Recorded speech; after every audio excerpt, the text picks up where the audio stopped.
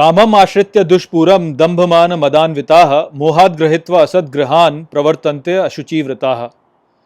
नमस्कार मित्रों, ये जो श्लोक है भगवद गीता के 16वें अध्याय का 10वां श्लोक है, जिसे हम आज गहराई से समझेंगे। तो आइए सबसे पहले इसके अर्थ को समझते हैं। तो जो श्लोक है वो कहता है, कामम आश्रित्य दुष्पूरम, अर्थात कामनाओं में आश्रित जो पूरी नहीं होती। दंभमान मदान्विताः, अर्थात पाखंड मान की मादकता में।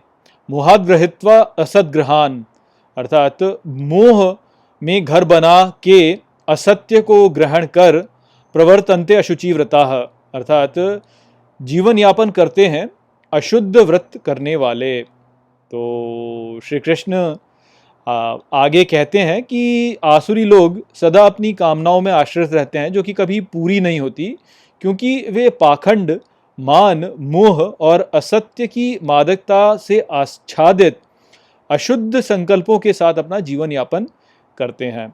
तो इस संसार में प्रायः लोग उतना विचार नहीं करते कि वह अपना जीवन क्यों जी रहे हैं। वे केवल अपने चारों ओर दूसरों को अपना जीवन यापन करते हुए देखते हैं, और जिस प्रकार से वो अपना जीवन यापन कर रहे होते हैं, ठीक उसी प्रकार से लोग जो हैं वह अपना जीवन यापन भी करने लगते हैं। तो जिस प्रकार का भी व्यवहार उनके माता पिता या उनके मित्रगण या उनके संबंधी या उनके गुरु, या आप देख सकते हैं कि जो सेलिब्रिटीज़ होते हैं, जो ऐसे लोग होते हैं जो कि बहुत लोकप्रिय हैं, वो जिस प्रकार का जीवन यापन कर रहे होते हैं, लोग जो है उसी प्रकार से अपना जीवन यापन करने लगते हैं। वो इतना ध्यान नहीं देते कि भाई मुझे अपना जीवन यापन कैसे करना चाहिए, या मेरे जीवन का लक्ष्य क्या है, मैं क्यों इस संसार में आया, क्या मेरा स्वधर्म है। इस प्रकार की वो सोचते ही नहीं। वो बस ये देखते हैं कि दूसरे लोग किस प्रकार से कर रहे हैं और बस उसी प्रकार से स्वयं कार्य करने लगते हैं। अब समस्या क्या है कि इस संसार में जो अज्ञान है वह बहुत गहरे रूप में व्याप्त है। तो इस कारण से होता यही है कि लोगों के जो मार्गदर्शक होते हैं वह भी वास्तव में ऐसे ही हो जाते हैं जो कि उनको भटका ही देते हैं। तो ये बिल्कुल ऐसा हो गया कि जैसे अंधों का मार्गदर्शन जो है वह अंधे करने लगे।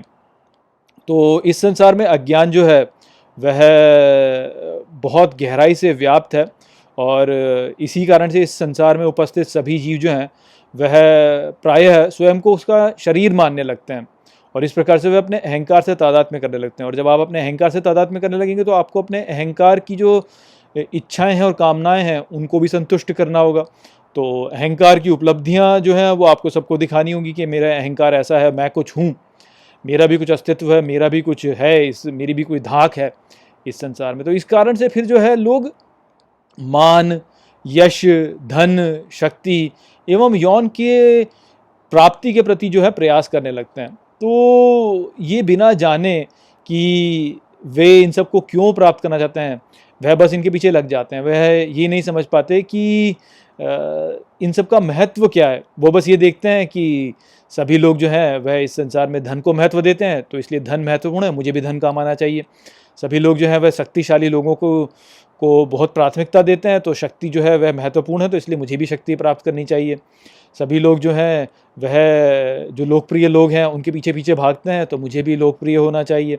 सभी लोग यौन को प्राथमिकता देते हैं, तो मुझे भी फिर यौन संतुष्टि के लिए कार्य करना चाहिए। तो इस प्रकार से जो है वह अपने जीवन में भ्रमित हो जाते हैं और असत्य पर आश्रित हो जाते हैं कि सब जैसा कर रहे हैं वैसा ही मुझे भी करना चाहिए। तो धन के पीछे जाओ, शक्ति के पीछे जाओ और यौन के पीछे जाओ, तो ऐसे जाने लगते हैं। वो ये नहीं समझ पाते कि ये सब तो असत्य है, ये तो अंत में नष्ट होना ही है, मुझे तो वास्तव में उसके पीछे जाना चाहिए जो कि सत्य है।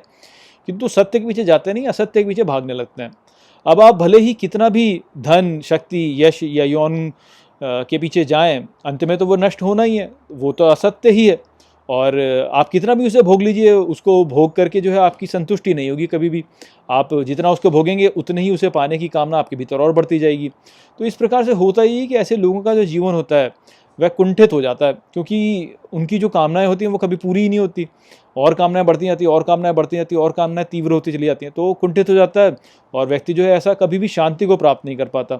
और जब शांति को प्राप्त नहीं कर पाता तो उसके भीतर जो है पाखंड और मान जो है उसका जन्म हो जाता है, और इस प्रकार से जो है फिर वह सांसारिक वस्तुओं की खोज के पीछे भागता रहता है, और सांसारिक वस्तुओं की जो खोज होती है वह उसमें और प्रबल होती चली जाती है, क्योंकि वह सोचता है कि इन्हीं के द्वारा जो मुझे संतुष्टि मिलेगी, किंतु उनके द्वारा संतुष्टि कभी मिलती नहीं।